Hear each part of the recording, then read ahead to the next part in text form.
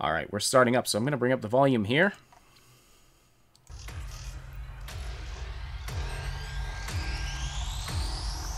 Please comment in the chat. Let me know if volumes need to be adjusted at all.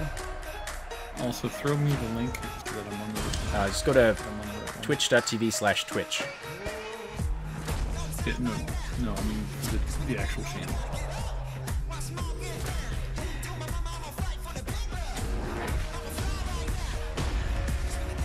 For the press conference.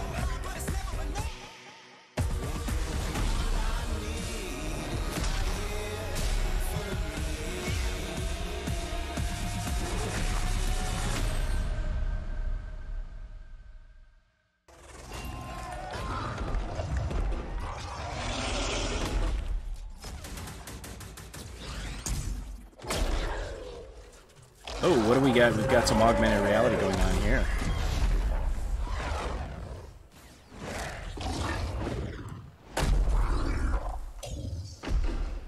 Okay, there we go. Is this going to be... Oh my gosh, how cool is that? So that was Anthem. I'll admit, that was pretty cool. We're going to talk about that a little bit later in the show. But welcome everybody to EA Play. I'm Andrea Renee, and while you might recognize me from the gaming community, I'm kind of a new face around here. So this year, EA wanted to change things up because they know that I'm both a gamer and a fan. Smart. So they invited me to come last host year the was show. terrible. And I think this year is going to be a lot of fun, you guys. I hope you're ready because we're about to kick the press conference off. But before we do that, EA Play is more than just the show you're about to watch. Right behind these doors, there is a fan fest outside, and it is huge this year. It's a full 3-day gaming festival where thousands of gamers can come and play games for free. Now, inside the theater here, there are hundreds of community members from all over the world who are going to be capturing, streaming, and getting their first impressions of the games that we're going to be showing off here today. But before we can get to that, we've got some reveals, of course. We're going to kick things off with a look at Battlefield 5 multiplayer. Now, I know Trevor Noah gave you the first look. Yeah, we can clap it up. Last month, but we've got some new stuff to show you today. Then we're going to move on to FIFA 19, and boy, do they have some big news, you guys. Any World Cup fans? You guys excited? Yeah, it's going to be awesome. Then we've got They two look new so indie games enthused. to share, and then I'm going to Yeah, go I back don't towards the think- end of I the don't show think with some of my favorite developers to give you guys a nice, meaty look at Anthem. And of course, yeah, we got the woos for Anthem. I'm into it. You want to do this with me? He's well, like, wouldn't it be fun, you guys? what is if I the this told you all you're the referring secrets to? at once, right? Give him a break. He needs to just enjoy the show. So without further ado, let's get things started. For the cringe. The cringe, oh my goodness. Yeah, a little cringy. I'm not totally uninterested.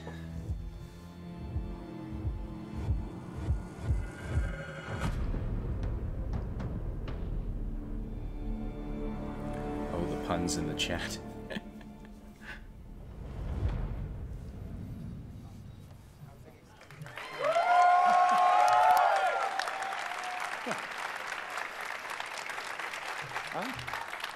Right, it's time to kick this thing off. It's been 2 weeks since the reveal of Battlefield 5. And you know what? It's sorry, been if this exciting. is- It's been a lot of speculation. They're trying so hard. And so many brilliant remixes of a reveal trailer. But there's also been lots and lots of questions from the community. We've heard you want to see more gameplay innovations. You want to know how customization actually works. And you want to know more about our take on the Second World War. So today, we'll show you more gameplay and why this is the deepest and most immersive Battlefield yet. It certainly is. You will be able to dive and smash through windows to surprise your enemies. Where previously defenses were stationary, you will now be able to move these weapons around on the battlefield and gain advantages. And our renowned destruction system is back and more impactful than ever. So, well, you can't really hide from those pesky tanks anymore as they come chasing you for you, as they rip through those buildings. And you will now be able to customize your soldiers, your vehicles, They should put that and in your Fortnite. weapons, not only for the gameplay, Yes. but for the looks. Tanks, as part drive-through of stuff. our I have, portrayal I have of a the I have a second big world. issue with the tanks driving through the That's just houses the tip thing. of the but iceberg in I'll talk Battlefield about that 5. later. You're going to see a lot more of our new gameplay systems here at EA Play from our community.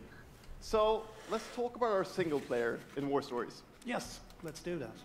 So we want to tell you about those untold stories that got us excited to start with on this game. It's about, what you will see is really those moments of human heroism. It is about witnessing the war through the eyes of the men and the women who shaped the world forever. Real and relatable people facing the brutality of war. We started off by an exclusive look at the Nordlys war story over at the Xbox briefing tomorrow. Thanks, Lasse. Something not to miss tomorrow. So, our launch in October This is the beginning. this is not going We'll well all for them. go on an expanding journey through the Second World War. No loot boxes, no premium pass. Well, that gets the cheers. Every day will bring something new. And as part of that journey, after launch, you'll get something I know a lot of you have been asking for. It's Royale. Well, okay. Yeah, kind of figured, but It's Royale reimagined for Battlefield. So we bring those pillars of Battlefield with destruction, team play, vehicles into this new experience. So we will bring you experience that you haven't played before in Battlefield or anywhere else. But more about that this is not later going this well. year. This is not So with going that, well for them. It's time to show you what makes Battlefield so special. It's the unmatched intensity of our multiplayer sandbox, and this time, it's even more epic, fighting across multiple maps and modes. Welcome to your next Battlefield experience, and this is your first look at ground operations. And this time, even featuring music. Is that a reference to something?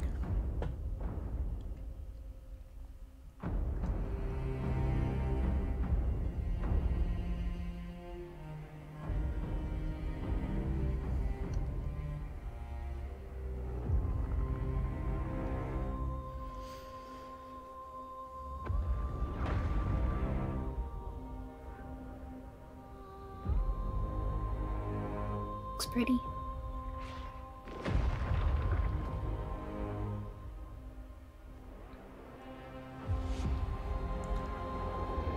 Yeah, it's a nice looking game. You can't deny that.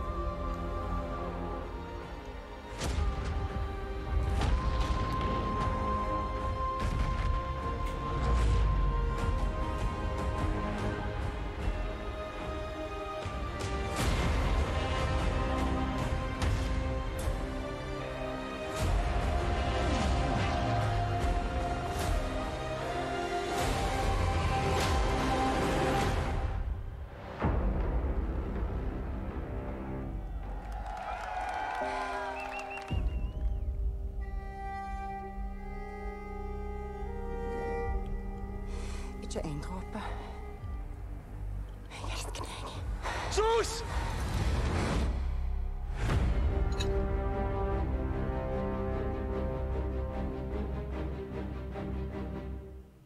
Those skis. I think so. So you're gonna be able to ski, okay. Fancy. Sempre sonhei em tornar-me um campeão. And suddenly FIFA. É preciso determinação e vontade de vencer.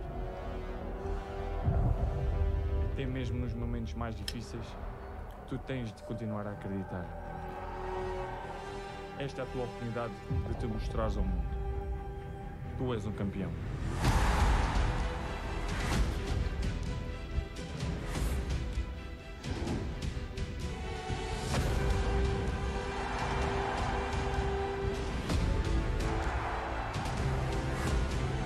And he scores. Soccer Royale. Yeah, that's what we're gonna get. Every time you kick the ball, you lose 2 hit points. You only have 100.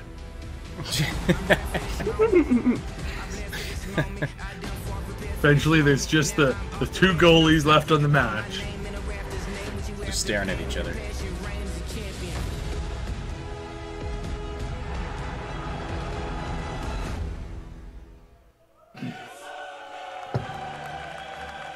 They got the shiny. Now, Zia. That is a really, really small group of people. Yeah, this... And there's tons of empty chairs. I was just gonna say that... And they would probably... If I were them, I'd be paying people to fill those seats. Shiny. Something Clubs Champions. That's the UEFA Champions League, the pinnacle of club football, where the world's best clubs compete, and icons of the game like Gerrard and Cruyff cemented their legacies. The world's biggest league joins the world's game. And a special thanks to the legendary Hans Zimmer and LA's own Vince Staples for collaborating with us on the trailer. And I really love the trailer because it captures our epic vision for how the Champions League comes to life in FIFA 19. And Lena's going to tell you a little bit more about that. As Aaron said, the UEFA Champions League is an amazing addition for the game. It's where football's biggest heroes like Ronaldo and Neymar clash every year. And it's the place where champions rise. And you've been asking for this for a long time, and we are thrilled that it's here. And that's why we're bringing the Champions League across the game. There'll be an authentic Champions League tournament mode. Your club will chase this trophy in career mode. Alex Hunter will pursue Champions League glory in your story mode, The Journey, and in FIFA Ultimate Team, there'll be live and authentic Champions League content. And we'll share more details on that, along with all our other Ultimate Team features later this summer. And all of that's just the beginning. As you know, the heart and soul of FIFA is gameplay. And this year, we're giving you the tools to control the pitch in every moment, from your tactical approach to the match to each technical touch. And we know how passionate you are about gameplay, so we've worked hard to shape and refine our vision for FIFA 19 with input from our community. From hands-on tests with beginners to detailed feedback sessions with FIFA pros. And we're going to be sharing a lot more about gameplay throughout the summer, but what I can tell you right now is that the quality bar in gameplay was raised yet People again. do not like this. So we look do forward not to like these everybody long videos experiencing the game on the hands-on about soccer and FIFA. And also, of course, we're extremely excited for everybody to play it when we launch on September 28th. And that's our FIFA 19 news, headlined by the UEFA Champions League. But I just wanted to take a minute to pause and reflect. Standing next to this trophy is a little bit surreal. You know, growing up, there's two iconic trophies that every young player dreams of winning.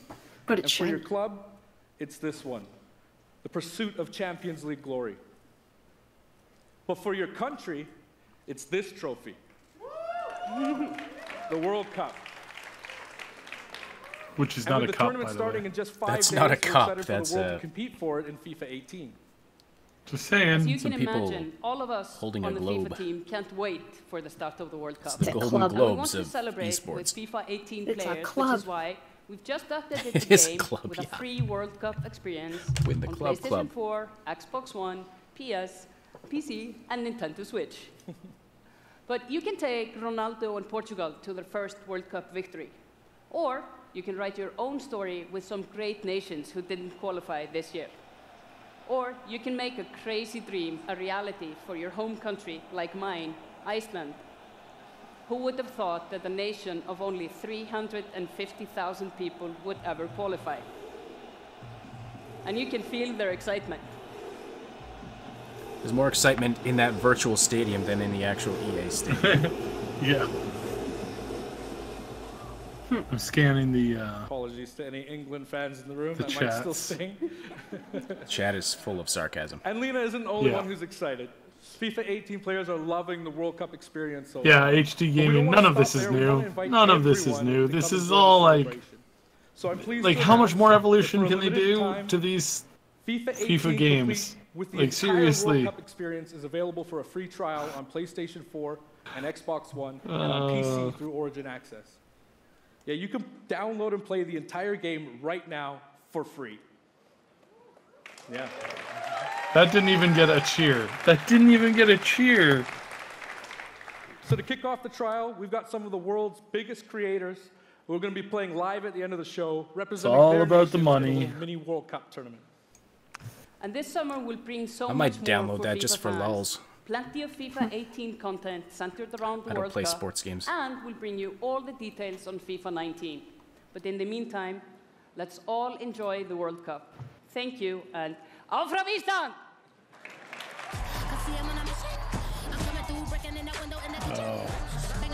So bad.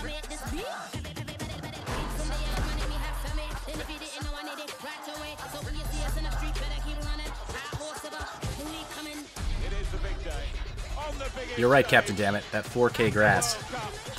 Hold me back. Yeah, 4K grass. Oh my god. Good I morning. love So trailers. good. I like watching EA them. Sports FIFA 19. You know, the FIFA community never rests. 20 million people from 60 countries playing in competitive leagues this year. Well, the FIFA team never rests either, bringing the Champions League and the World Cup and so much other greatness to FIFA this year. I'm trying to We put can't my wait for hands you in my to pockets, but I experience it all. forgot I don't have any. We've got so much to do here today, but I want to welcome you to EA Play. It's our third EA Play and our second one in Hollywood, and we couldn't be more excited to have you with us to share all the games that we have to show you. We've got lots to do, but before we move on, I'd like to share just a couple of things. The greatest disruption to the consumption of entertainment media in the last 5 years is the combination of streaming plus subscription. As consumers, watching movies, watching TV, listening to music, reading books has never been easier. And we believe that disruption is going to have a profound impact on our industry in the next few years. What is And he so over the talking last about, a couple of weeks, we'll have disruption? seen that we announced a new team from Israel has joined Electronic Arts to help our investment to extend our thinking and extend our pioneering into this EA is going to cloud-gaming launch a world. streaming For service. many people, that's going to mean extending the experiences they already play on our partner Oh, platforms. is that what they're going For for? others, it's going to mean new games Oh, and new why? modalities to play across a whole variety of platforms. But for everyone, it's going to mean playing games anywhere, anytime. So this week, we've got a tech demo running. All of our games streaming in HD from the cloud to multiple devices that you'll be able to try out for yourselves. Now, it's not quite ready for full market prime time yet, but it is a promise of what we hope to bring you in the future. The second part of that, of course, is subscription. And we started subscription a number of years ago, and many millions of you have signed up and experienced the joy of being able to have full access to a great catalog of games. Today, we're announcing Origin Access Premiere. So 3 things you need to know about it. Origin Access Premiere will bring you all of our new PC games, starting with Madden NFL, back on the PC for the first time in over a decade. Oh, that's about time. Then Holy FIFA crap. 19, Battlefield 5, Don't and think of anybody's course, going to Anthem. care, though. And there'll be many more titles in the years to come. Second, you get access to the Vault, our library of over 100 games from EA and other publishers. And third, it will launch later this summer. So that's a little later in the year, but if you want to get started right now and experience the benefits and joys of subscription, come in and play a free trial of Origin Access, our base subscription, this weekend. Thank you and have a great show. Play any game you want for 2 days.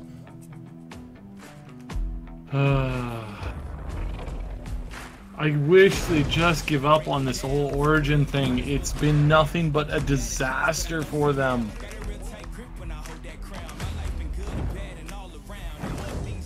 Ooh, Batman. That was the most exciting part of this entire Are thing. they really showing Anthem? Did they really just show, not Anthem, Andromeda? Did they really just show Andromeda? I don't know. What is wrong with these people? Yeah.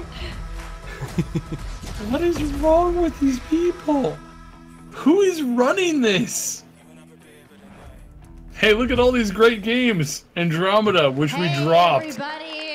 What's up? So I'm here sitting inside the crowd at EA Play, and I just happened to find Mr. Vince Zampella here in the audience from Respawn.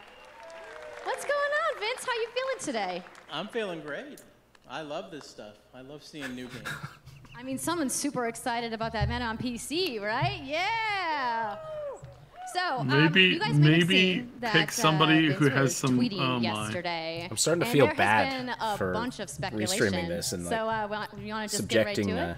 subjecting Sure. our audience I to mean, this. we're not ready to show all of our stuff yet. No, We're they have to working feel on a our pain. bunch No, of I'm stuff. kidding. It's amazing. The teams are kicking ass.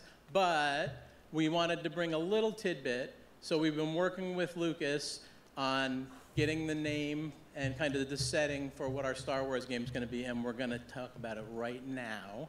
Oh, you guys got The any people guesses? behind I them bet do you not look the impressed. internet is going wild right now. I hope so. So the Star Wars name is Jedi Fallen Order. Woo! So Star Wars Jedi Fallen Order. Yeah, so it kind of gives you some idea that you'll be playing a Jedi. So does that mean I get to like hold a lightsaber? Yes. So Vince, This is so creepy. Oh this my is, God. Takes this place is so in the cringy. dark times. So Trying to be a cringy, little vague guys. Here, but when the Jedis are being hunted, so it's going to be spectacular. So for all the hardcore nerds out there who want to know like where in the timeline, like between which episodes is it? Between 3 and 4. Okay, all right, between 3 and 4. That sounds like a nice time. You got any other tidbits? It's not a nice. It's a dark time. It's a dark time. Bad time. Does that mean this could just be all? Which is dark good. and serious. It's amazing. That seems. All right, so I think people could are go now for a game set in anxiously that wanna era, know, yeah. Like when can we play the game? It will be holiday of next year, 2019, not this year. Sorry to dash any hopes. No. But now that we know, we can set expectations. We're all going to be amped up, and hopefully we'll hear more from you maybe next year. Oh yeah. Well, Vince, That was it? it was That's- great to see you. that's Thanks all we get stopping for Star by the Wars? show today. We do have a little bit more news on Star Wars, so I'm going to Oh, toss no, it here over it to is. Dennis. Oh, okay. It is. Okay. That's all she had for it.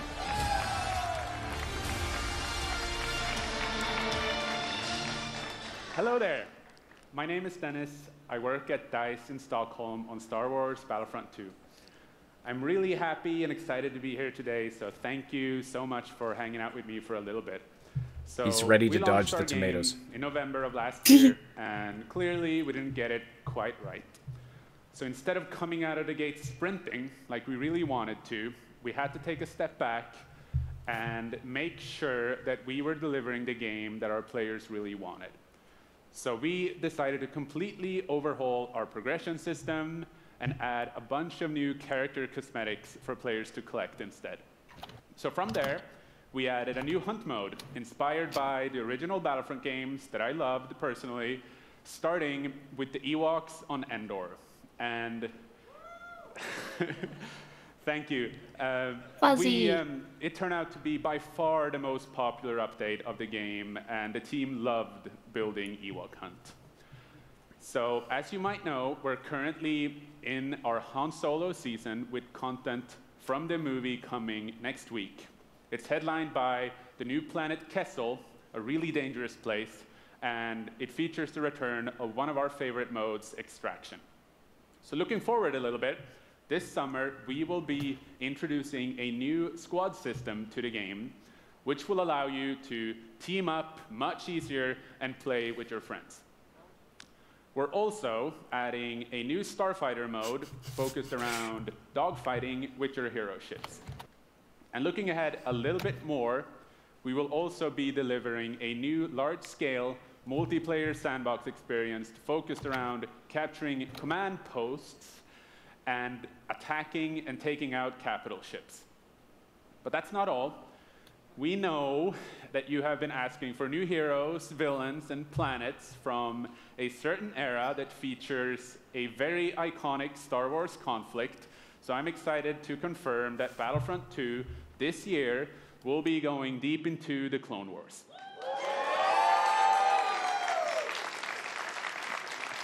Think that's the biggest It's cheer only yet? fitting that we begin on the planet Geonosis, featuring multiple levels, including the largest level we have ever built for Battlefront.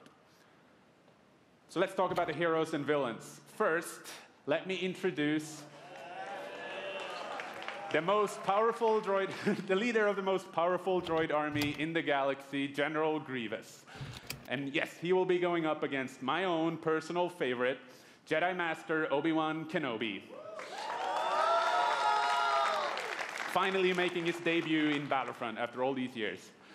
But we're not done. That's not it. They will not come alone. Joining them is the Dark Lord and leader of the Separatist Alliance, Count Dooku, as well as someone to bring balance to the Force, Obi-Wan's unruly Padawan, Anakin Skywalker.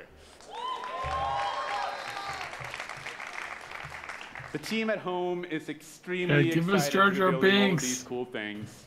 EA and DICE are committed to Battlefront. We had a rough start, but I really think that this game has a bright future. Just a bit of a rough start, Thank you very was much it? for playing the game, Just a little bit of a providing us rough with your start. feedback, talking to us. Together, we will make this the greatest game that we can possibly build. There would be no Battlefront without you. So thank you, may the Force be with you, and enjoy the rest of I feel bad for this guy. Thanks. He's obviously not, you know, one of the guys pulling the strings. No, and I gotta say that if he was, if EA was wanting to like head off the, I know this game. Oh yeah, what's this? I don't remember the name of it, but I love that one. little yarn dude. He's so cute. Oh boy. He's gonna be itchy. He's soaking wet yarn. Oh no! I feel bad for him. Oh no! Yarn can't drown. I still feel bad for him. No, but he's gonna unravel if he keeps letting loose his yarn line like that.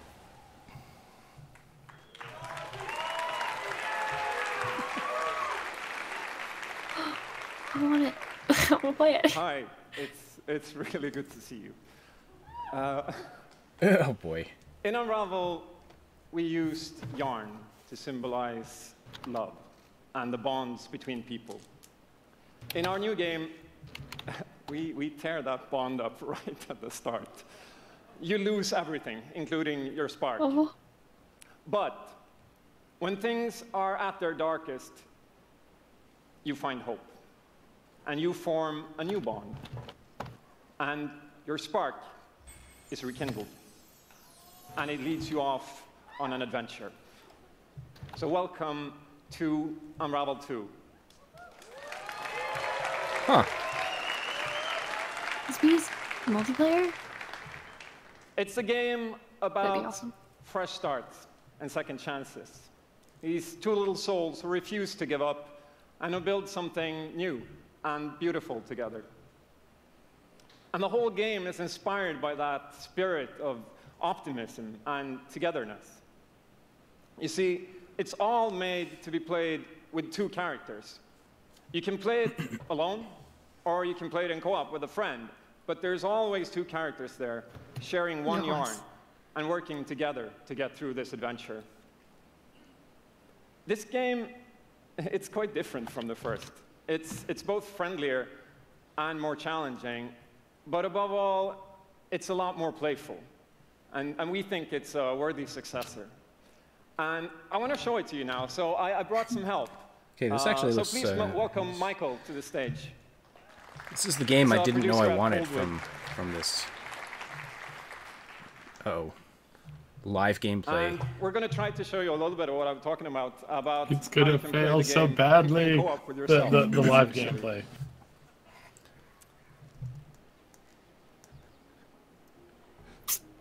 Yeah, there are so few people in that audience.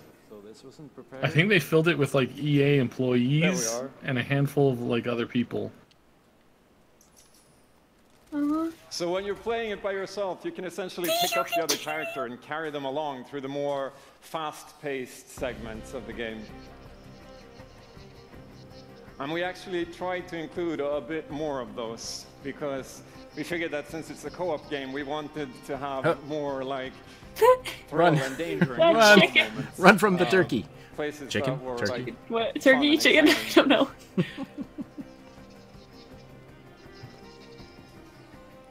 And then when you get to the more puzzly areas like this, when you're problem solving, you can split apart into two and switch back and forth between the two characters, because that's how we've essentially designed all the problems and puzzles of the game, that you're always working together and helping each other out and utilizing this bond between you to overcome any obstacle that you come across.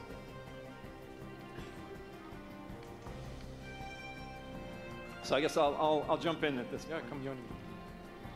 So I'm gonna be the red one. Okay. You'll be the blue one. I'll be blue. A little celebratory flip there.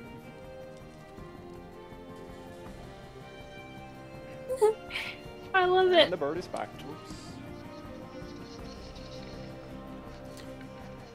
This game would honestly do a playing lot it better safely if it now. wasn't through EA. Oops. I'll swing. All right.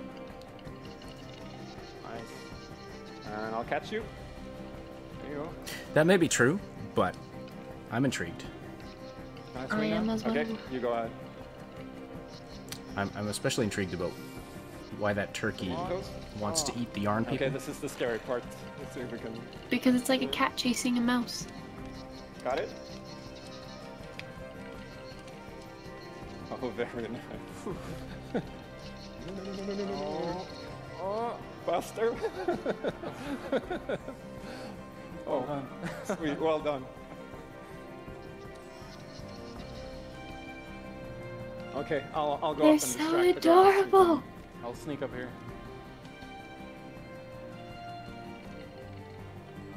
Okay, your turn. Yeah, look at me. There you go. I Keep see. him over to the left. So distracting the taking turns distracting Now I'll the go. turkey to get through there. Okay, interesting. All right. Goes down a little too far. There you go.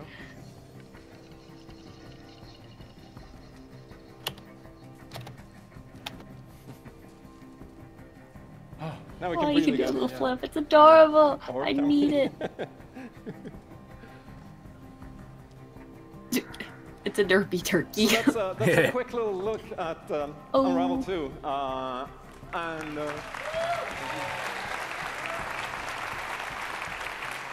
Yeah, I really hope you like it.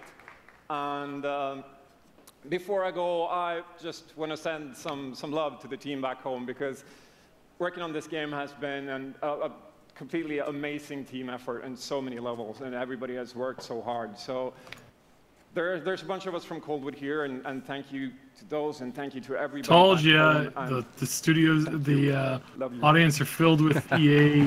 Give us a release date. Come on. EA staffers. No release date. Oh wait, here's the trailer. Rude. Never mind. It's so sad. It's adorable.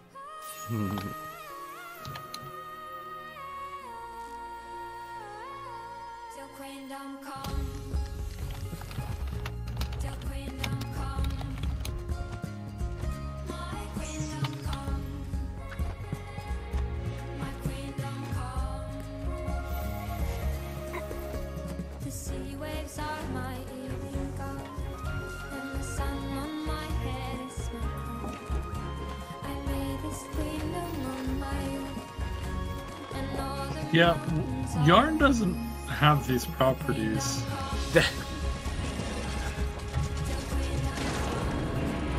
But it's adorable. I think you're missing the point here, Side. This is true, I probably am. That looks like fun. Playing two yarn people, I don't think this is supposed to accurately represent the laws of physics. They're magic yarn. That's what Yes, they are. exactly.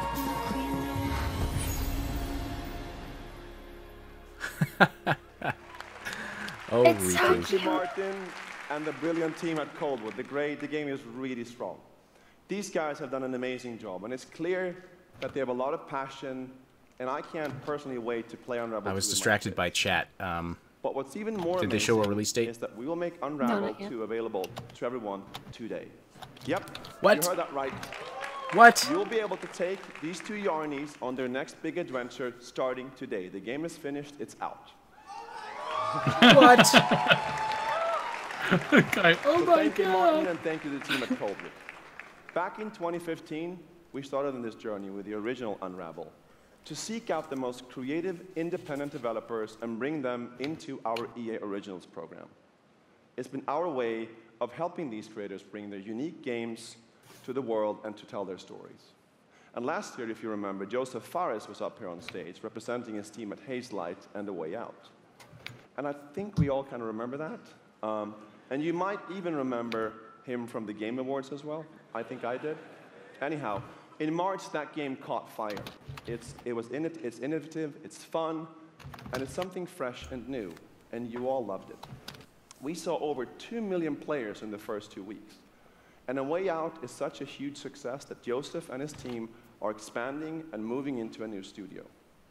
So stories like this drive our industry, and it's why we will continue to work with independent developers to help them realize their dreams. Which leads us to our next EA Originals title, from a little game studio in Berlin called Joe My Games. When I met this team and I saw the game, I was instantly drawn to how personal this story was. It's one that carries a very powerful and important message, and it's unlike anything we have ever done. So please welcome Connie Gepper to the stage from Joe My Games to tell you more about Sea of Solitude.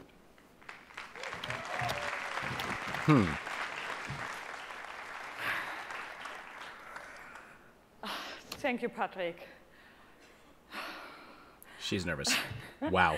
I still remember during the pitch how enthusiastic Patrick was, and that afterwards, like, our whole team, including me, were super excited. It actually feels a little bit the same right now. I'm pretty excited, maybe a little too excited. Calm down. Don't throw up on stage. Whatever you do, don't pass out or throw up on stage. Oh my. Yomai, a small indie game studio from Berlin, and we are developing Sea of Solitude, or SOS as we call it. The whole journey from the very first concept to actually becoming a part of EA Originals is simply amazing. Let me tell you more about our game. When humans get too lonely, they turn into monsters. This is at the core of everything you will see, hear, and hopefully feel while playing SOS. What makes this underlying concept so important and so unique is that nearly every human being can at least somehow relate to or remember the feeling of being lonely. In my case, I started writing the story when I felt the loneliest in my life.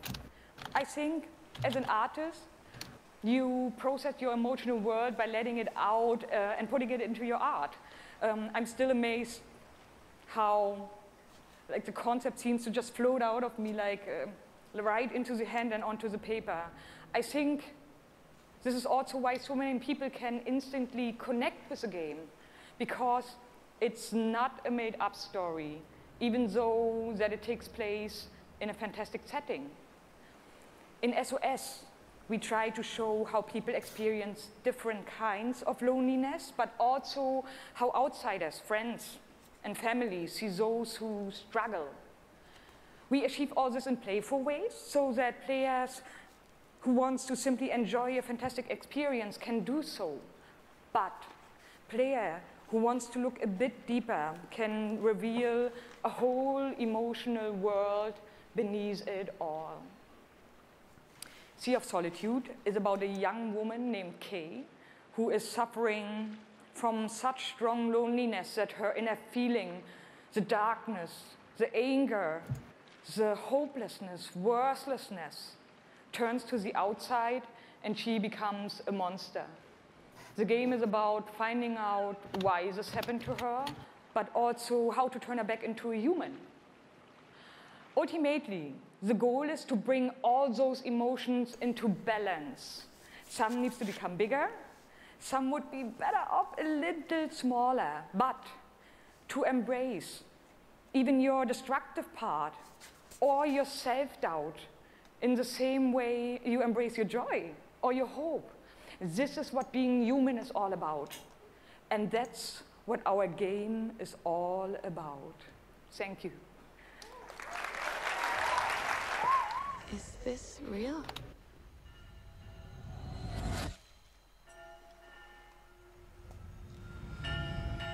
This world that I live in is empty and cold. Oh yeah, I heard about this game. Yeah. No, I see where this is coming from.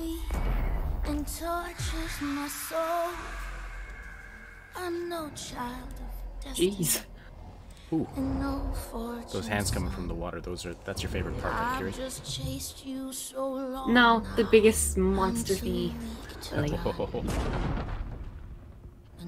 no, that's my favorite part. She dies. Okay.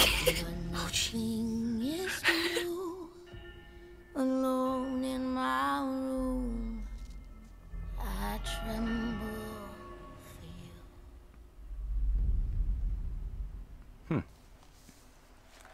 Looks interesting. It's a little mushed up. I like it. Yeah. Games with those very surreal kind of emotional stories have been doing very well lately. We can shut you down, and we can put you on an island.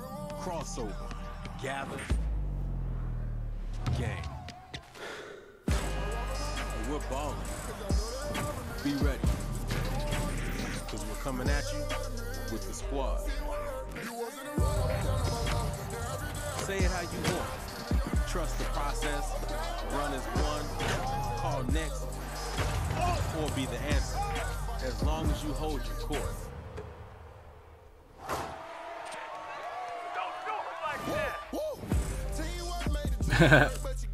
Just remember though, wherever those you moves. Whenever you're fit. Them schools though. You're on my court. I'm the one. And this is my squad.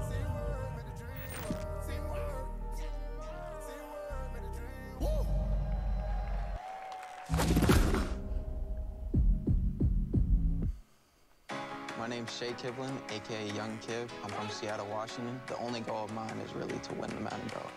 Kiv's been going after that belt since 2016. At some point, he's going to need to get out of this quarterfinal and claim a major. It's a big night for young Kiv. He's been stuck at the quarterfinals. And here he is now in his first championship game, looking to accomplish a goal. 3rd and 4, throws it low. T.Y. drops it. That was a phenomenal read, and Trini's got the lead. 40 to 19. I hate losing way more than I love winning. Oh, we have an incredible matchup. It's a rematch. Touchdown, This Madden? Oh, he's a rager. It's gonna be your champion. Can I play you again? You want to get smacked? Sorry. Happy face, no. Madden 18 champion. He's finally done it.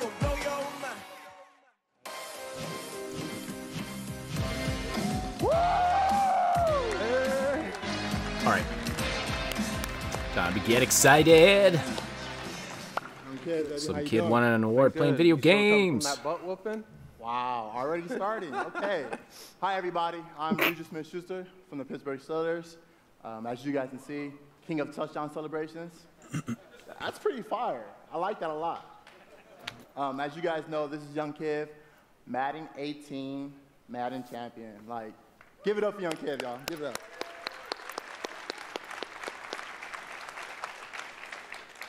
Young Kiv, how has it been, your success and your path, to where you're at today?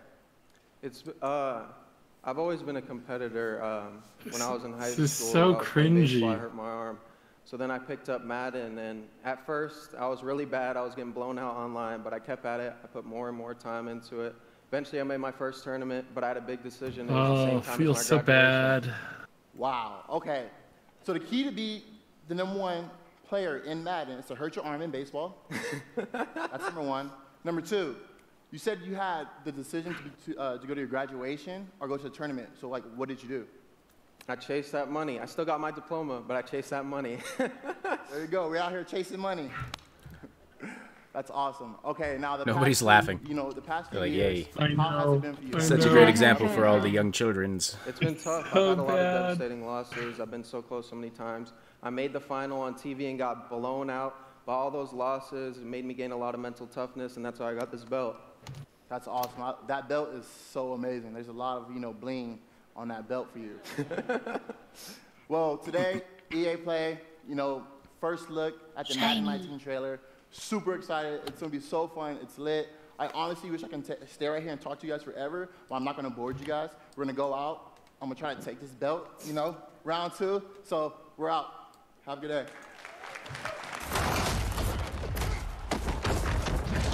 My belt. You've worked your whole life to get to moments like these. Is it so hard for them to just make a good stage presentation? Through the pain and failure. I don't know. All just to get to this place where you've been I told want a hug. No! Shove. You fall so you can rise. And you rise so that you can truly see.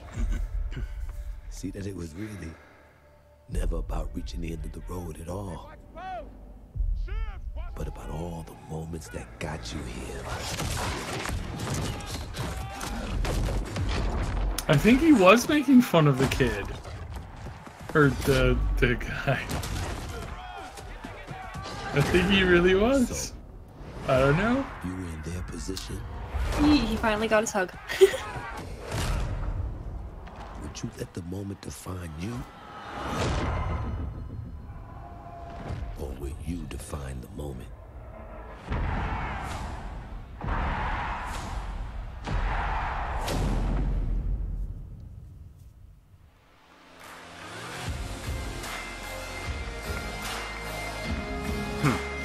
All right.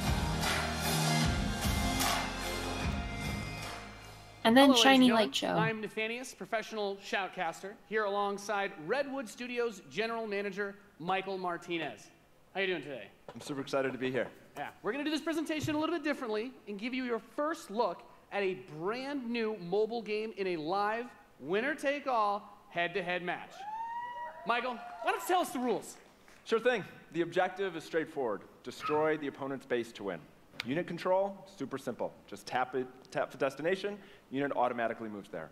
The most efficient way to destroy the opponent's base is with this giant nuclear missile in the center of the map. Control the missile by standing on a majority of the control points. A bar fills up while the missile is possessed. Is this a mobile game? When the bar fills up, we'll fire the missile. I was wondering what this was. I think somebody was somebody was playing this earlier today before the stream. Enough talking about it. Let's get to this match. Absolutely. All right, ladies and gentlemen, we have Why does an that guy on the awesome left matchup remind me of lined up for you here Cumberbatch? today. Fighting for the blue side of the room. If you could please give a cheer for one of the most formidable RTS players there is. Make some noise for In Control. Yes. Yay. His opponent, fighting for the red side of the room, a competitive mobile gaming phenomenon. Please join me in welcoming to the stage Nick at Night.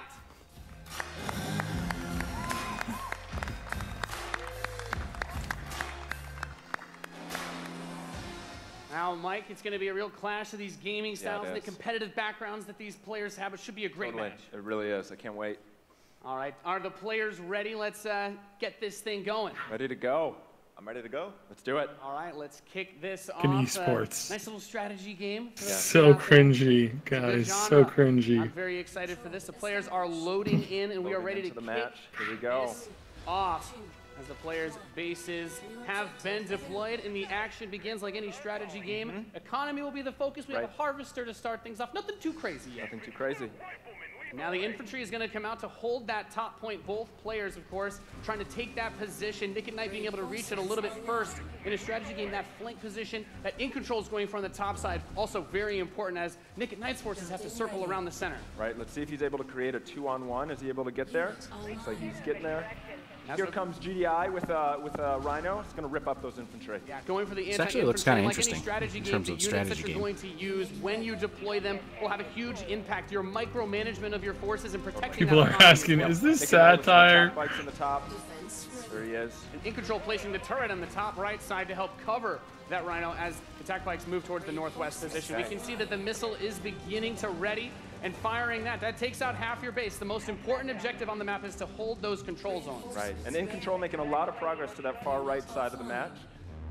Yeah, he's done a great job of holding that down with the turret, and now he's redeploying his vehicles to the south side, bringing out more infantry to deal with the attack bikes. And as that economy ramps up, of course, we're seeing bigger and more powerful units come out. We have there the drill pod coming in the left side to help flank Putting those some flamethrowers. flamethrowers. Right, absolutely. Again, those are going to tear through those infantry. Yeah, and In Control brings out his first tank. That's going to be used to try and help push back these smaller forces as he makes his way to the south side. That missile passing halfway now. Oh, Both there it is. two zones Okay. in control of Nick at Night. He will have the missiles. We see it starts to point towards In Control's base. Let's see if In Control can get around to that top corner, able to halt that missile. He does contest the missile, putting it into the yellow position.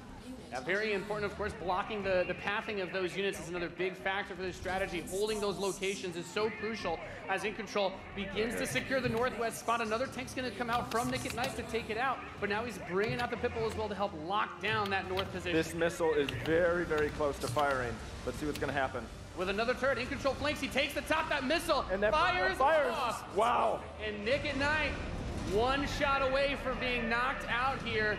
As the next one will start to These are really short matches, like really short matches. Artillery forces are doing a great job at taking control of the map. Yep. And we can see as more of Nick and Knight's forces I move bet you towards it's that so north pay to position, win those too. harvesters, of course, very crucial, very important to protect those. As your economy allows you to get these big late game units, the units are going to come out a bit more slowly as you get more of them on the field. But In Control, just spreading his forces out, trying to hold this advantage that he's had so far. Nick at Night is trying to get in there, but there's a great turret placement from In Control, blocking and just ripping through again those infantry. And we see In Control now moving his tank towards this Another drill pod we're seeing with some flame tanks. Yeah, bring in the flank. Of course, those flame guys do amazing damage to the infantry, help to clean that out. Meanwhile, two more tanks coming out from Nick at Night to try and secure those positions. He brings out the laser infantry on the south side as well to deal with that tank. Going for counters, trying to scout out and see what your opponent is doing and make the proper response is so important in strategy. Absolutely. Nick at Night cruising around, thinking about harassing those harvesters, coming around the far side for those rhinos. It looks like he's really pressing it. And we see that missile is starting to get close to firing with this. 3 zones in control for Nick and Knight, looking to set things back the other way. In Control trying to rally his forces around. He doesn't want to engage with just 1 or 2 units. He wants to move all of them together, create a good. Is it just me, or are they having some serious mic issues as well? Unit from In Control. This is the Wolverine. Gonna rip, and this is watch out for this missile. And Nick and there Knight's it gonna goes. fire that one off and settle for next missile is gonna end it. Next missile wins. Let's see what happens. We'll have control. The Wolverines, as you pointed out, for In Control coming out to try and deal with these forces. But Nick at Knight's done a great job of getting map presence and now also harassing the economy of There In he is. Control. Yep. Wow. Okay, we've got our first mammoth tank on the board. If In Control can get this in position, he's going to do some serious damage. That missile just past halfway ready. He's also bringing out his first air unit Wow. to deal with those. A lot going on here. It's got a lot of range, that big boy, and In Control just needs to Yeah, hold looks it. like a little bit of a mess. He's going to fire. It could be That's stolen 80%. at any. Where is it going to go? Is he going to be able to get it off? He's got it, Max. There it is. He's gonna take it. Defeating Hey. Nick That and was Knight. legit. One. Dude, that was epic. Amazing. What a match. Thank you so much. That was awesome. Any thoughts, guys?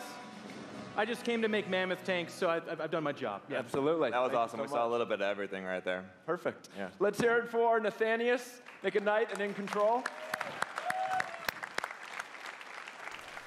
Super Ladies and gentlemen, cringy. what you just Super saw cringy. was the worldwide Cringe reveal aside, of Command and Conquer. I don't know. What do you think of that game? Rivals I feel like it's a little short. Oh, it's the Command and Conquer. Okay, complete, okay. Continuous control of their armies. I don't know. I'm gonna check it out. I'm gonna Competitive check it out. head-to-head matches that are fueled by skill and strategy. Now, Rivals will be coming to iOS and Android devices. but I'm excited to announce that Android players can play the pre-alpha today. Okay, so head good. to the Google Play Store, search Command & Conquer Rivals. The studio has been having an absolute blast playing this game, and we can't wait for you to play. Please let us know what you think. Thank you.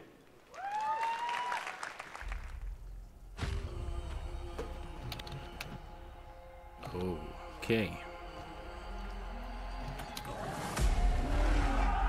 Oh, this is the trailer for it. Oh, I was gonna say, did they just cut to Anthem? But no. Yeah, no. This is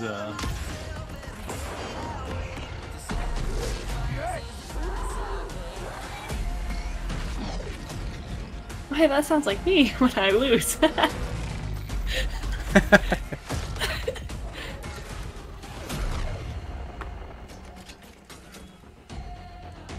Oh, the helmet's off now.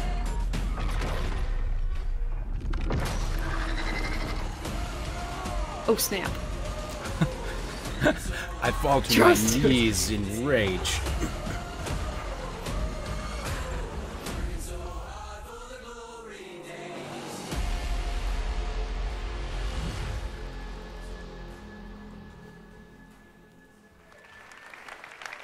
Command & Conquer for a new generation. Now, before we close the show with a spectacular epic anthem, I wanted to share a few final things. I am blessed to be able to work with some of the most creative people on the planet who come to work somehow every day always to create get amazing worse company entertainment. in America. And what I can say about all of those teams, and what I can say about us, is that we are always trying to learn and listen and strive to be better. And so, as you look at the 10 experiences that you're going to see today, and as you play games this week, there's some things we hope come through. First, that at the very core is choice. Is that you as players get to choose how you play, what you play, when you play, and what devices you play on. That in making those choices, you feel you are treated fairly. That no one is given an unfair advantage or disadvantage for how they choose to play. That for every moment that you invest, we know that you put so much of your life into the games we make, and that for every moment that you invest, you feel like you are rewarded and you are given value for that investment. And most importantly, that the games are fun, that we move past the grind, and that these are experiences that truly enhance your lives. And so, as we think through all the things that we're trying to do, know that we want to be better, and that we want to make great games. And that as much as we love making games, and as much as you love playing them, there's something that is even greater that we can do together. The power of this community when we come together to do amazing things is profound. Last weekend was the 3rd year of our Play to Give program, where we show the world how the power of play can be a positive force for social impact. Millions of you out there participated in 9 in-game challenges in our games, logging millions of hours in support of Play to Give. And to celebrate that, we contributed a total of $1 million to 3 charities that share our vision for a more inclusive world. A world where representation and equality are not something we strive for, they Pride are and standards. accomplishment. And where Pride bullying and and exclusion accomplishment. are not an everyday thread. Oh, these guys are getting roasted in the chat. The United Nations Just He4She, roasted. Pace's National Bullying Prevention Center, and Ditch the Label, an anti-bullying organization. All are doing great work, and we're proud to support them through Play to Give. And thank you for your support. Thousands of us at EA and millions of you together doing immeasurable good because we love games. Thanks for being with us, and thanks for the incredible privilege of making games for all of you. Now, without further ado, let's take a look at Anthem. You gotta admit, them putting Anthem at the end of this was a smart move. The gods. Yeah, everybody would have tuned out as soon as it was gone. And left our world in chaos. Creating. Altering. Destroying. The anthem is all that remains.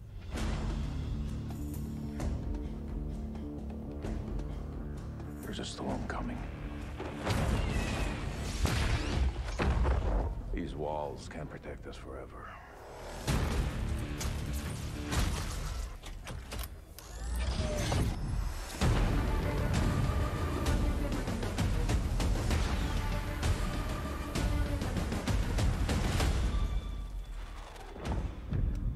seeking the music. Something is out there. It wants to destroy us all.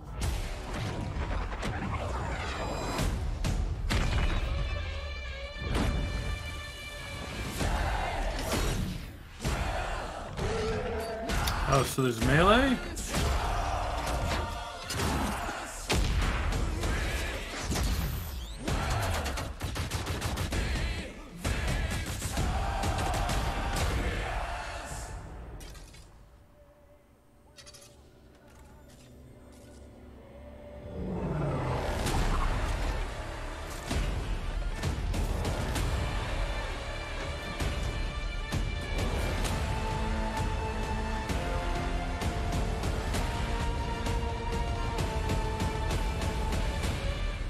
It's Genji! This is so Warframe, it's not even funny.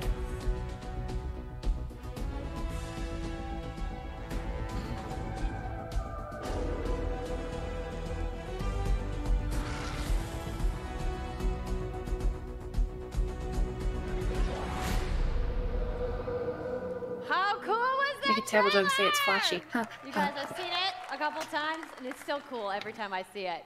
So I know all of you, like me, have had tons of questions about Anthem since last year because we're all BioWare fans.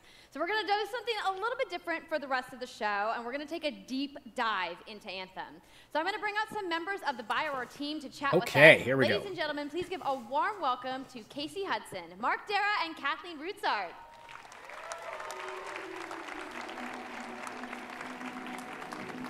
Yeah. They could have picked slightly more epic entry music for them. He's even got Genji colors. Hey, thanks, guys. Thanks for coming out Why? today. It's got a Yeah, little thank game you. to show, right? Yep. Lots It's going to be very exciting. So, Casey, we're going to go ahead and just jump right in and get started with you. So now, we know that you all started, or Casey, you started your career at BioWare way back in the day, but you took a couple years off. But before you came back, you actually worked on Anthem before you left. Yeah, that's right.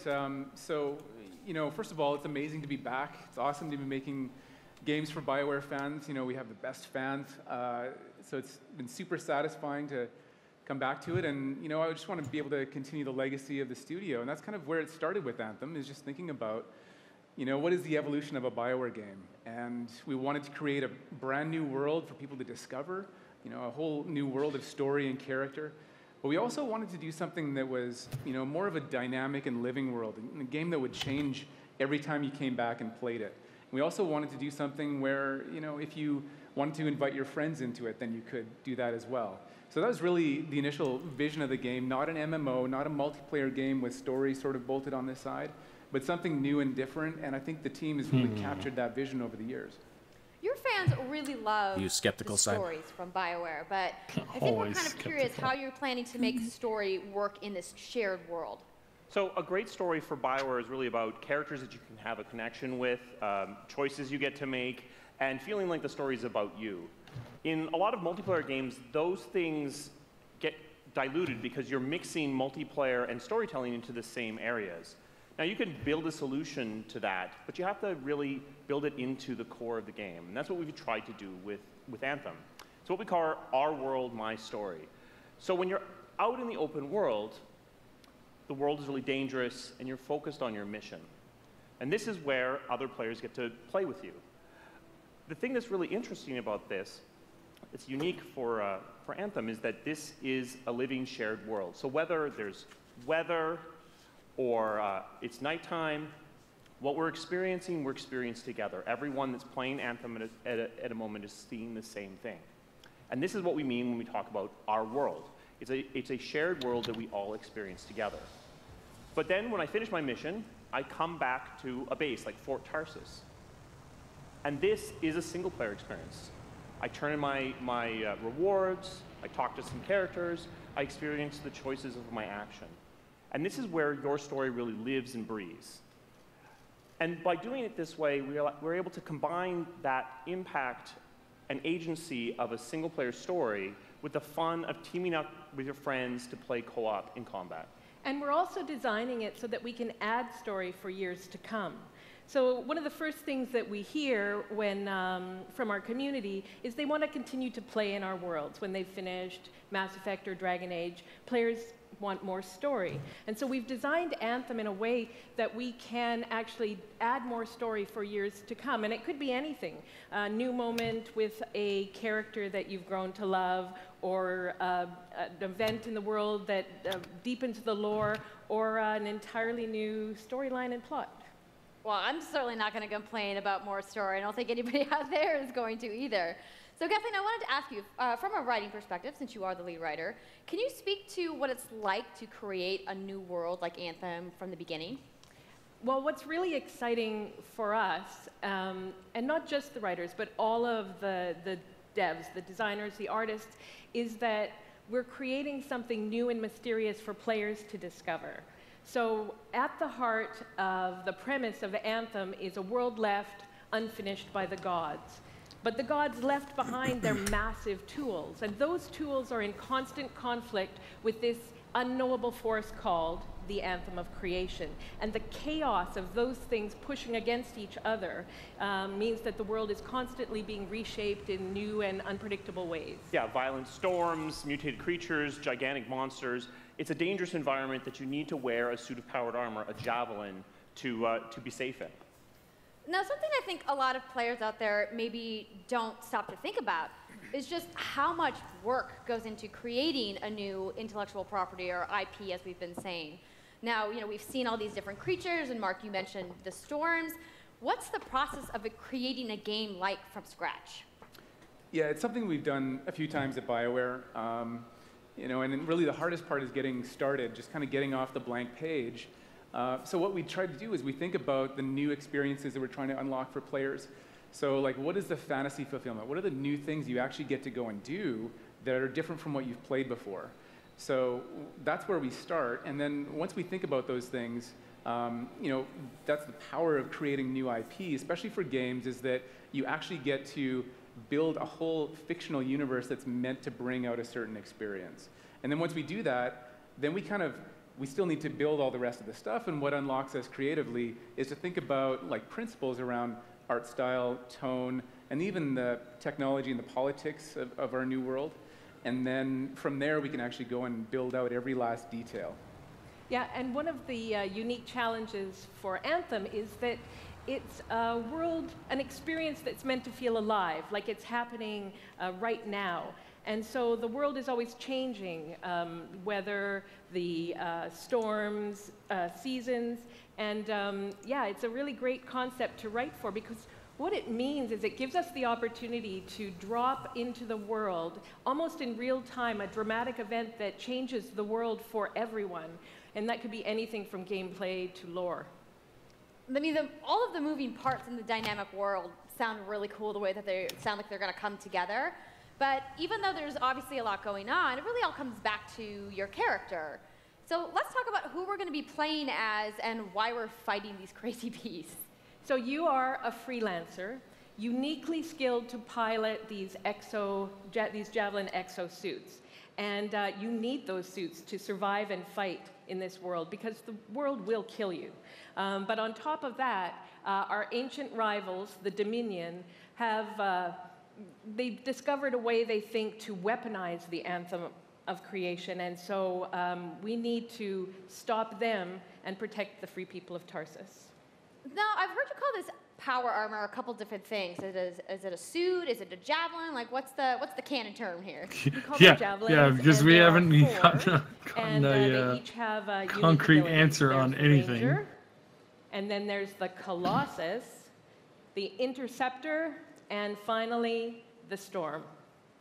Yeah, so each that seems like a different way to very small amount of but the thing to remember options. is, like Kathleen said, you're not your suit. You are a freelancer, a pilot, which means you can decide which suit you want to use based on your mood, based on the mission you want to engage in, or the javelins that your friends are using. So really what this allows us to do is we've built the suits to look like they're built from the materials of the world. So they each have their own unique abilities. So let's take a look at the Ranger now. The Ranger is a more generalized suit, able to do a lot of different things. really designed for up close and personal combat, one-on-one for the most part. The Colossus is heavier, more specialized, but able to really pack in big weapons that let them devastate the battlefield. I'm just going to say Big the Storm looks like it's going to be my favorite. I I'm need sure that you guys weapon. out there are picking your faves right now, too. So the Javelins look awesome, but we're going to take a couple questions right now. So Casey tweeted, some of you may have seen, asking for people out there to send us your questions. And the first one is going to be from @It'sSweetNicole, who asks, as a player who is all about making their character their own, what kind of customization options will be available in Anthem? Oh, yeah, here's a good so we really want players to express themselves, both through customizing the way their Javelin plays, through gear and I see weapons, paint, but and that's also about being it. able to personalize the way that it looks, both through paint jobs as well as changing the actual Hold on, geometry they're not done of yet. the suit They're going to itself. drop a bomb We on want us. teams to be able to do this Okay. as well. And because you're going to be using a They Javelin for a didn't long show period that, of time, but okay. Just we wait, want you to be just able to wait. make it your I'm sure there's something coming. I'm glad you brought that up, because actually, Jay Legato has a question connected to customization. Monetization. How, when, loot box, cosmetics. Yeah, so we are going to have some cosmetics and vanity items that you'll be able to purchase, but you're always going to know what you're going to buy before you spend any money on it. So no loot boxes, no ability to pay for power. So that means no ability to spend money on gameplay advantage at all within Anthem.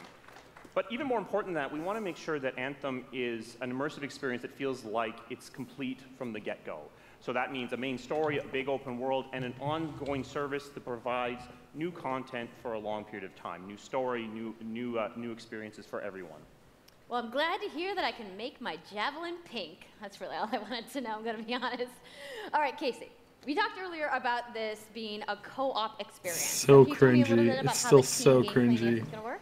Yeah, it really is about, you know, the fun of teaming up as a team of superheroes and working together. So you want to get a few people together of different classes. So, you know, I think here we're going to see the Colossus, you know, just hammering people on the ground in gameplay, if we can have a look at that. So heavy artillery, being really strong, you know, in melee combat. And then here you've got the Ranger shooting down from above. And then they're using combos and special abilities and stuff like that. But what I love is you don't just run around, you're swimming and flying as well. So it's interesting because the Slate Tones wants to know, how will you balance multiplayer with single-player storytelling? So Anthem's really built around trying to combine the impact of having your own personal story with the fun of playing with other players. But we really want to make sure that, that playing with other people feels like a choice. So for people that want to just experience the story, you're going to be able to do that. Now, going out into an open world like this by yourself is going to be a little bit more challenging than if the team of 4 people.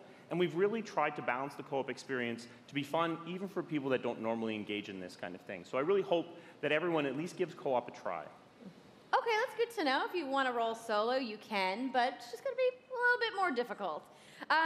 Well, I know you all are on the edges of your seats. How about we show a little gameplay? Yeah? You guys want that?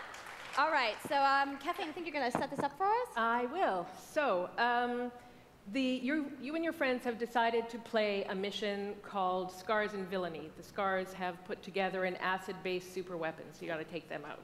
So you start in the Strider, which is like a giant walker, and it's your forward base of operations. You have a conversation with your crew, Halleck, Faye, and Owen, and you'll hear Owen. He's going to talk us through the mission as we experience it here. And yeah, then you just get into your Javelin suit and you head out with your friends. All right. Well, thank you so much, Mark, Casey, Kathleen, for talking to me about Anthem today. We're going to go ahead and roll the gameplay now. Enjoy, everybody.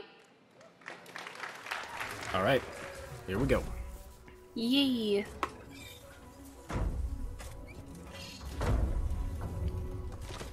Don't step on the little alien dudes.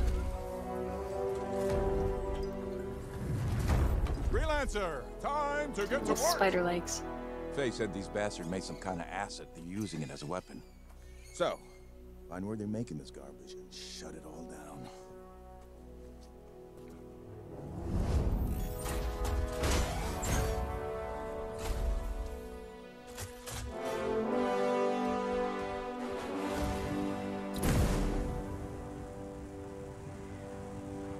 I'd really love to see an X-ray of the suit, of like the person inside the suit.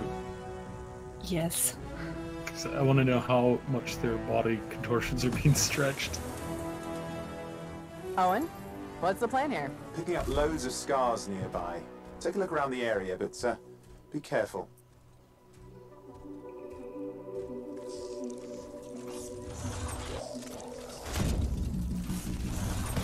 Looks pretty.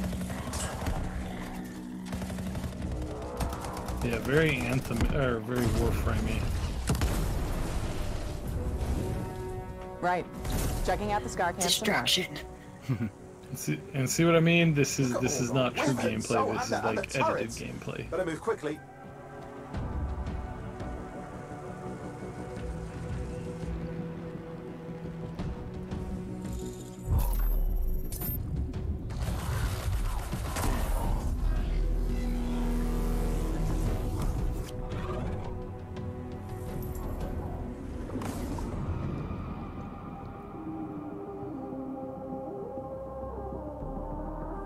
Ooh, that's pretty.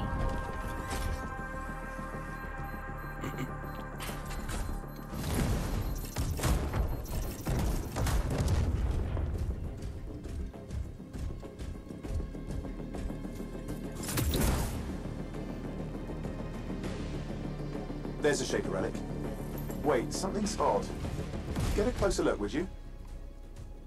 See those radiant pieces of energy? They're echoes from the Anthem of Creation. Loads of scars nearby. Be careful. Never.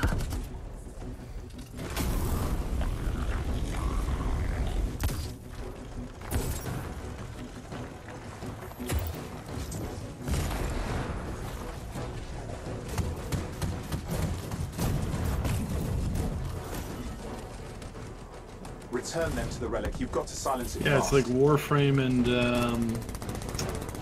Firefall had a baby. I can see the Warframe in it.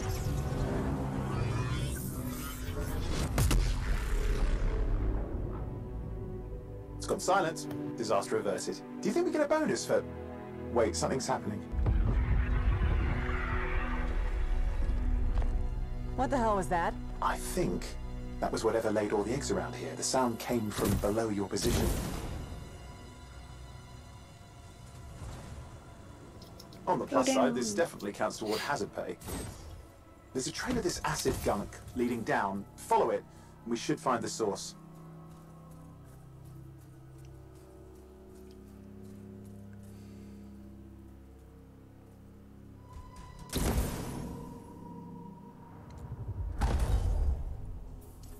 No fall damage, apparently.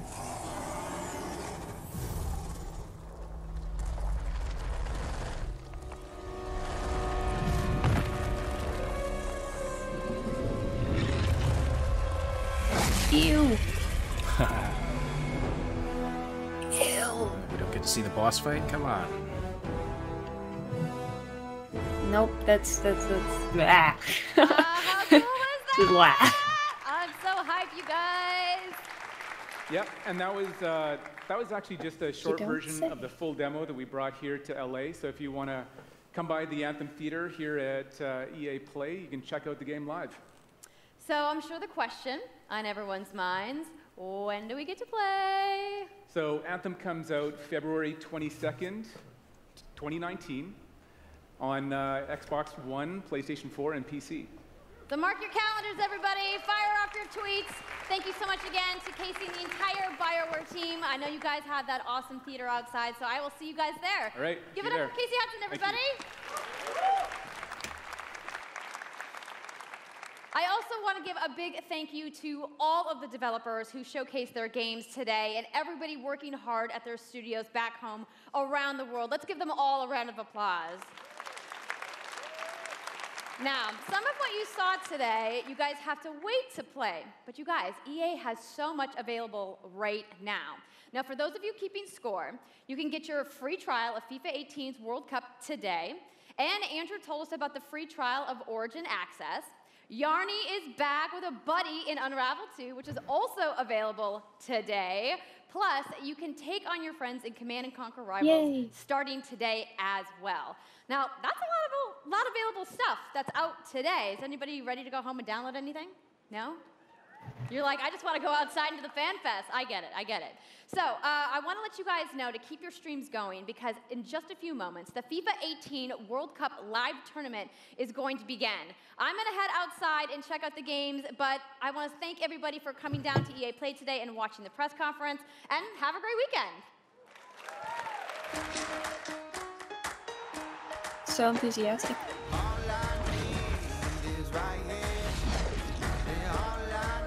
All right, well,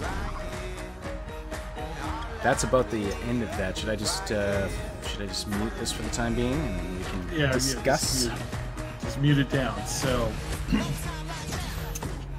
we will see what we've got. So Yarny is out today. Command & Conquer.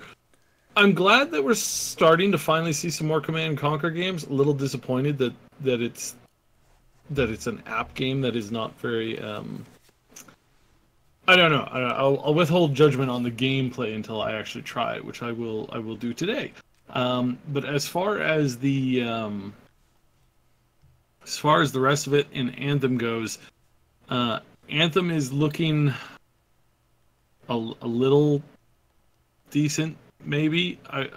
Definitely an Anthem, definitely a Warframe replacer. Definitely a Firefall replacer if you were into Firefall at all. It's very similar to that game. Like, oh my goodness, it's so similar. Quick question for the stream: how many of you have actually played Warframe, and how many of you have played Firefall? If you don't know what Firefall is, obviously you haven't played it. But let me know if this is something you guys are interested in. It is a bit on the underwhelming side. I was expecting a little bit more for story. Basically, what I'm seeing is this is basically Warframe. This is basically Warframe. This is basically Destiny. You're gonna have your base of operations that's gonna move around the field, and you're gonna just select where you want to go on the map. Then you're gonna go out on the map, and you're gonna kill a bunch of things, and then you're gonna do the mission, and then you're gonna fly back, and you're gonna get a bunch of loot, and that's it. And they said, "Oh yeah, we're gonna let you change the geometry of your suit," but they didn't show any of that. Not a thing. Not even a remote glance at what you can make your difference, what you can alter as far as the physicality of the suit. So well, maybe there's nothing. I mean, maybe it's just paint color. Well, he said that you could do geometry of the suit. Did he? I missed that. Yes, yeah. You were talking during that. But clearly they've realized that this is important. Now in Warframe, there's not a whole lot in that regard that you can change out. You can change out your helmet, and then you can change out general body type for a small number of options. I'm trying to think here. You had arm stuff, shoulder stuff, some back things, and then that was about it. Yeah, that was about it. The main body kind of was the same. Like, you could pick between like a handful of bodies, but that was about it. So, let me know if I'm remembering that incorrectly. So yeah, that, and then the fact that it's like paint jobs. It's like, I feel that they're going to fall on their face as far as character customization, because if players cannot customize what their character looks like, they're disinclined to continue to play it. Now, that being said, Warframe has done really, really well in what it offered for character customization. So if this is along the same line, then that's cool. But they're launching with 4 classes. 4. Warframe, when it went out, I think it launched with 4 or 3. It was a really, really small number, but now they have like 20 different classes. So that's good. That's good. There's definitely room to ramp up, but if they don't get on that right away, I feel that they're going to kind of hit the wall, because I don't know. I don't know how much it'll be interesting to kind of see it play out. So you're underwhelmed. You're underwhelmed by the Anthem. I'm a little. I'm a little underwhelmed by what they threw out to us. Now, I'm sure that the gameplay is fun. Is it something I'm going to spend $150 for, or $80 for, or even $60? At the moment, I'm kind of like leaning on the no side, just because there's going to be, by the time that game comes out, there's going to be so much other stuff to play that just is going to do it better in general. Yeah, there's 30 plus Warframes now. So I feel Anthem can go in a certain direction, but what I'm seeing from the studio as far as what they've put out is they put out a very, basically just a copy pasted from other popular games in the genre, in the series, and then that's it. Did you see anything that looked like they were taking it in a unique direction?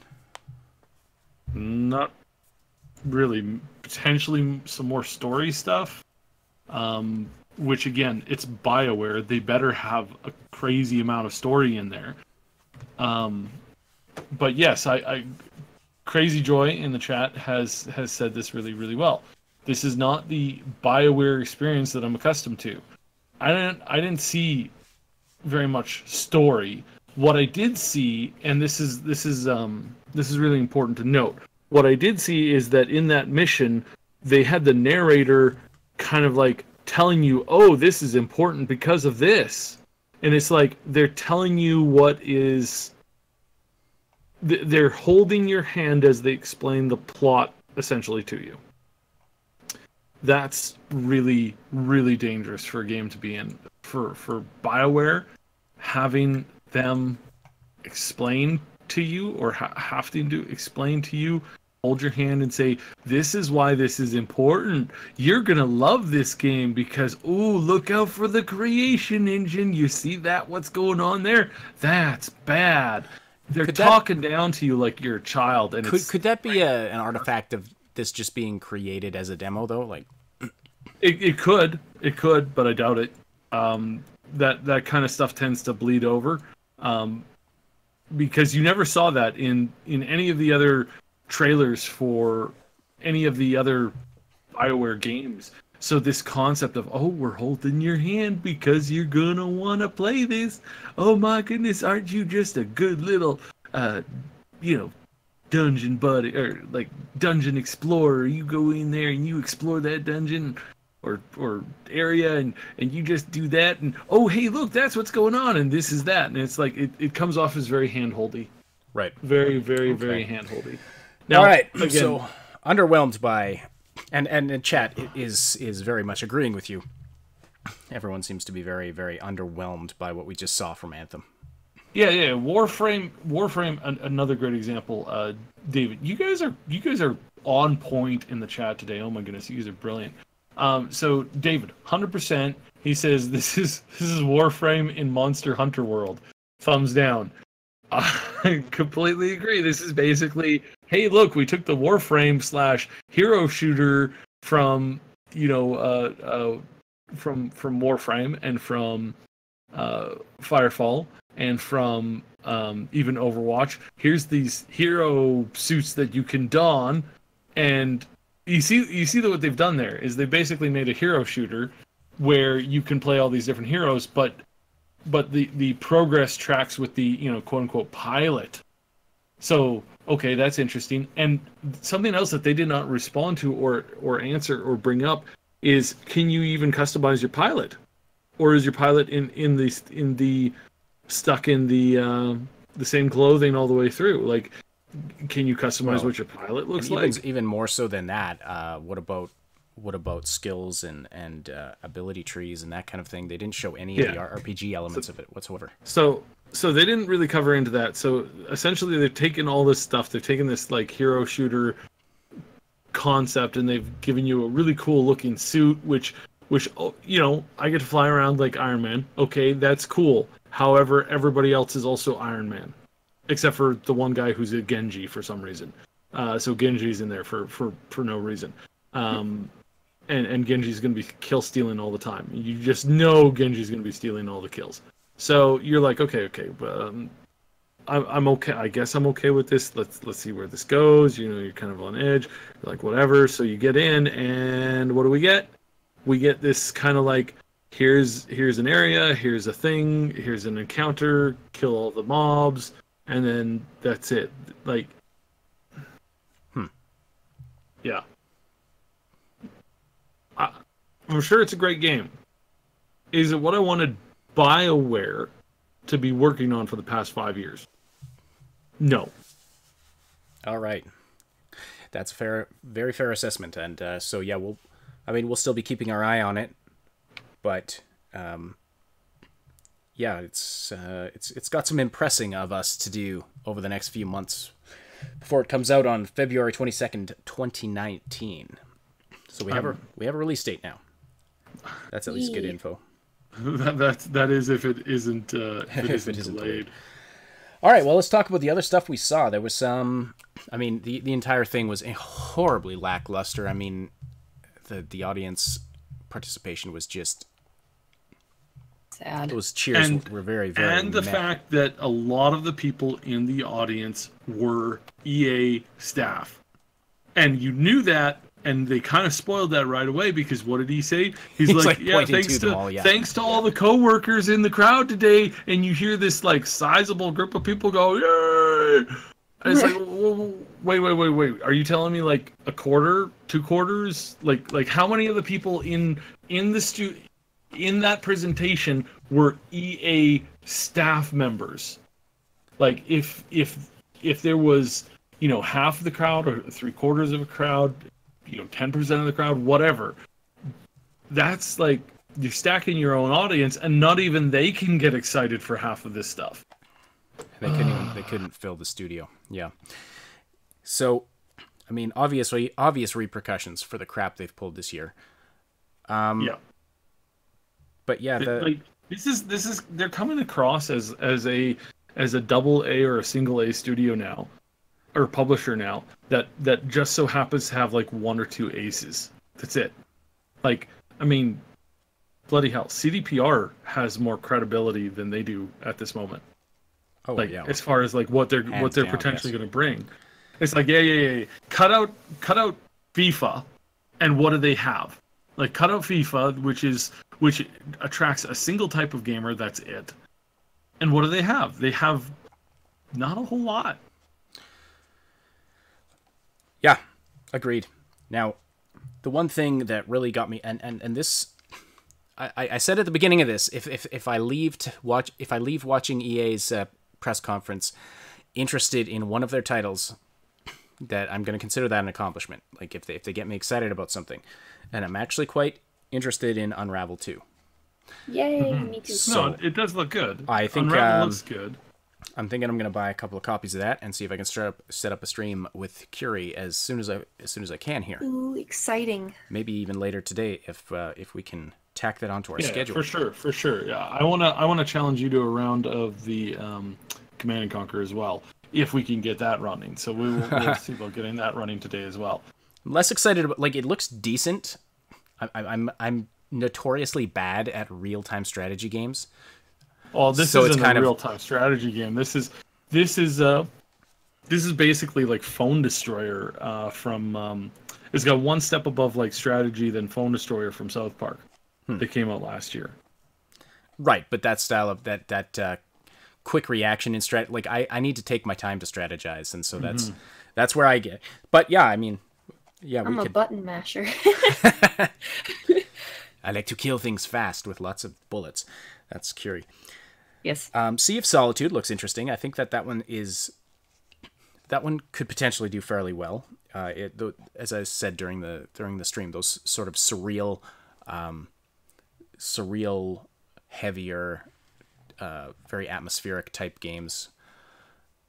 They've been doing fairly well recently, and that there have been quite a number of hits. And so here's the interesting thing, that the most interesting titles that came out of this press conference were from their EA, what's it called? Where they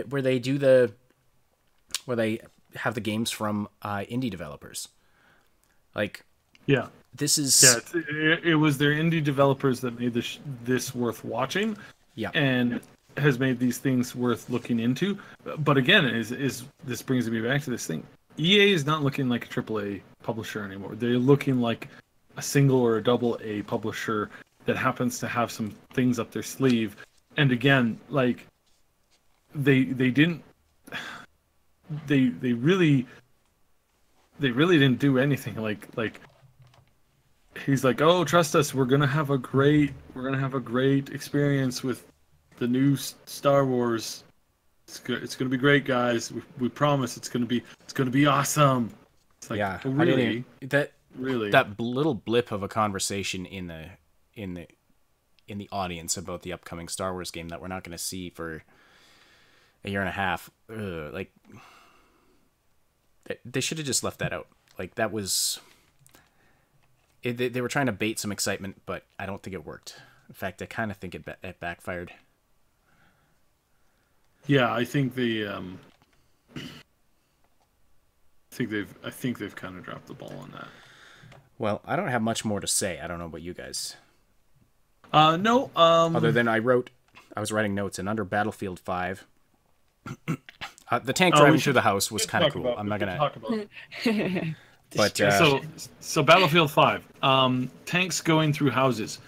Even in World War II, especially out in the country, a lot of houses had basements.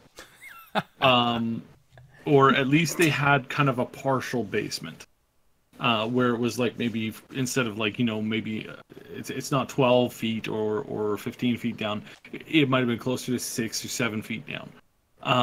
When you drive a tank through one of those things, this is coming from personal experience, when you drive a tank through one of those things, you end up on your side or you end up nose first in a big hole that you're unlikely to get out of. Okay, so just throwing that out there. People talking about the reality, whether or not this game is true to history, and I can say for sure on that regard, no, you would never drive your tank through a house unless you were like really positive that it didn't have a basement. Which again, you can't tell in 1930s Europe. You couldn't tell that. So driving a tank through that is most likely going to end up getting your tank stuck. In which case, it's a single grenade, kills everybody in the tank. It's like, come on, guys. Come on, EA. Let's stick with a little bit of realism here. I know lots of people are really upset about this in a whole bunch of other ways, but that right there was like, yeah, guys, like brilliant. Sure, let them drive through the house, but, throw a couple of pits in there so that the house, so that the tank driver gets just totally screwed over. That would be realistic. That would be funny. But destruction and driving through houses and wood splinters flying everywhere. See, that's why I was saying they should add that to Fortnite. That would be cool. Multi-person tank, just like drive through this big structure someone's built. Just like level it. Push yourself on a shopping cart, just like take out an entire house. And push away. Oh, that'd be funny. So, yeah, I don't know. Not much to say about that, honestly. There's just not a lot to talk about, it feels like. I'm gonna go try out Unravel 2. That's about it. I can't say that. I think this, for me, this is my first time watching EA or to hear about it more. So I don't know. I thought it was really cool though. I mean, sometimes some people were unimpressed. I was like, whoa. Yeah, and that's fair. But I think when we get into the other press conferences tomorrow and Monday, and you see how much hype there is, I think you'll see what we're talking about. Yeah, I most likely will. Yeah, this was a just the whole presentation, the whole it was a little general. It did not feel like supposedly quote unquote one of the biggest publishers in the industry. It felt like what's that smaller company that's doing a thing tomorrow or the next day? The smaller studio? Devolver is.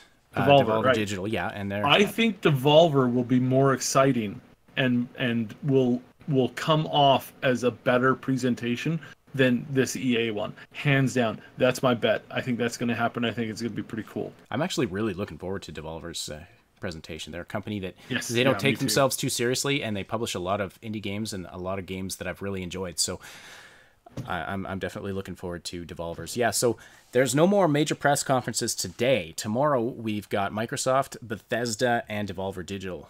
Yeah. So this is Tomorrow's going to be a slam-packed day. We are going to do a couple more videos today we're going to try out some of these games. We'll do some of these stuff live. Now we've also got the Mad Queen on the ground in LA right now, Mhm. and we're hopefully going to connect with her for a live stream or a video later today. She's a little busy, but we want to hear about how her first day in LA at well, it's not really, the convention is actually closed apparently. There's not it hasn't really actually started, but yeah, you can't get in. But we'll try to connect with her and see how her first day in LA went, because I don't know how much time we'll have to actually talk to her over the next couple of days. But she's there through till when? Wednesday? Thursday?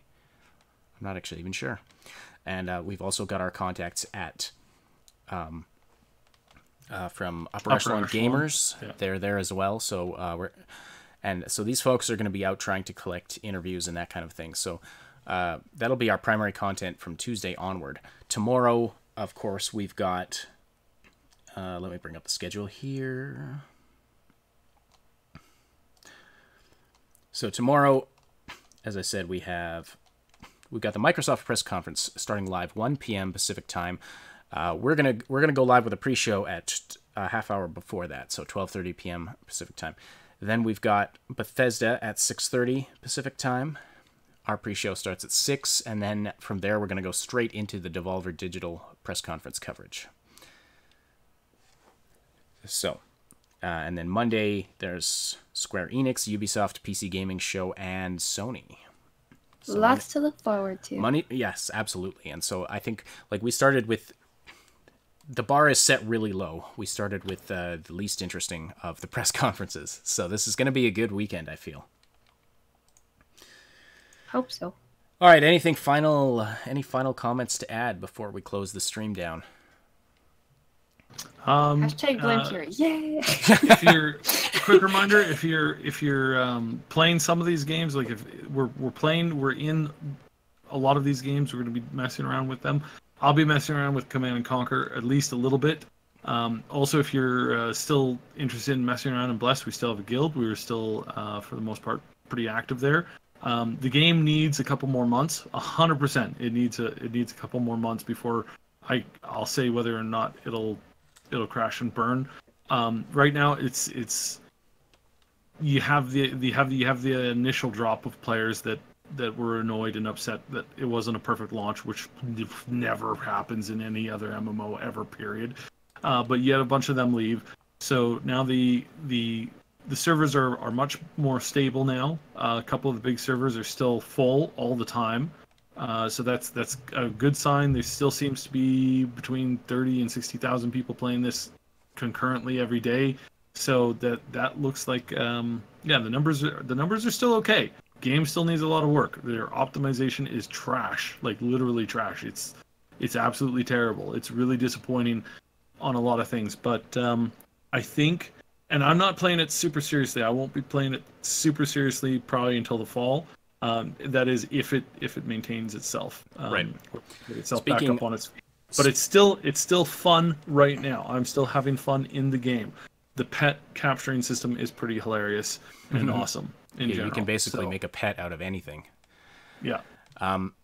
Speaking of which, please click the link in the description and join our Discord server to continue the conversation. We got some great conversation happening in the chat. And we would love to talk to you. Thank you so much, everybody, for joining today and for the great conversation in the chat. Thank you for the wonderful compliments that you're throwing our way right now. We really appreciate that. Don't forget to smash that like button and tell YouTube that this is content that you like. That really does help our channel. That really does help our channel a lot. So we really would appreciate that. And you don't forget to smash the like button. Don't just click it. You gotta smash it or it doesn't count. No, I'm kidding. Yeah, break that like button. All right, well, thank you so much, Obsidian and Curie, for joining me today, and keep an eye on the channel. We're going to try to get some more content up today. Hopefully, like Saib said, some yarn and some Command and Conquer stuff, and maybe an interview with the Mad Queen. So we'll try to do as much as possible. But thank you so much for this, and we will talk to you very soon.